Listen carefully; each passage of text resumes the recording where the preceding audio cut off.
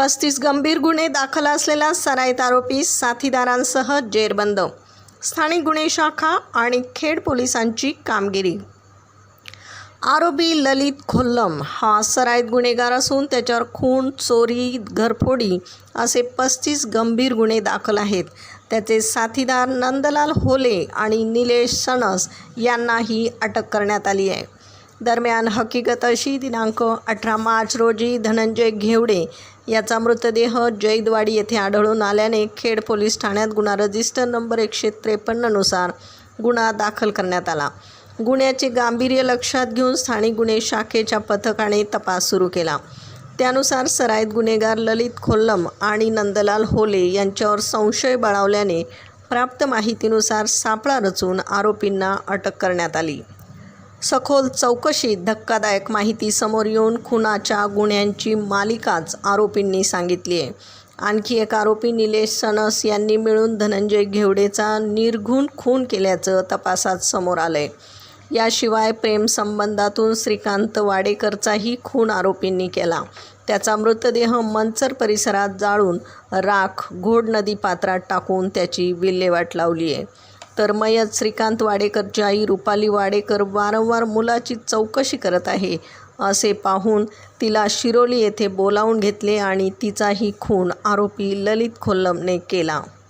एकूण 3 खुनाच्या गुन्ह्यांची उकल करण्यात खेड पोलिसांना यश आले. आरोपीच्या ताब्यातून 2 गावठी पिस्तूल, 4 काडतुसे जमा करण्यात आली असून 13 एप्रिलपर्यंत पोलीस कोठडी रिमांड मंजूर करण्यात आली आहे. सदरची कारवाई पोलीस अधीक्षक संदीप सिंह गिल्ल, रमेश चोपडे, गणेश बिरादार, अमोल मांडवे, सुदर्शन राठोड, बापूराव दडस यांच्या मार्गदर्शनाखाली प्रमोद क्षीरसागर, सुभाष चव्हाण, महादेव शेलार, कुलदीप संगपाळ, नागनाथ पाटील, अभिजित सावंत, दीपक साबळे आदींसह स्थानिक गुन्हे शाखा आणि खेड पोलिसांनी केली आहे. प्रतिनिधीसह महाराष्ट्र जनता न्यूज, पुणे.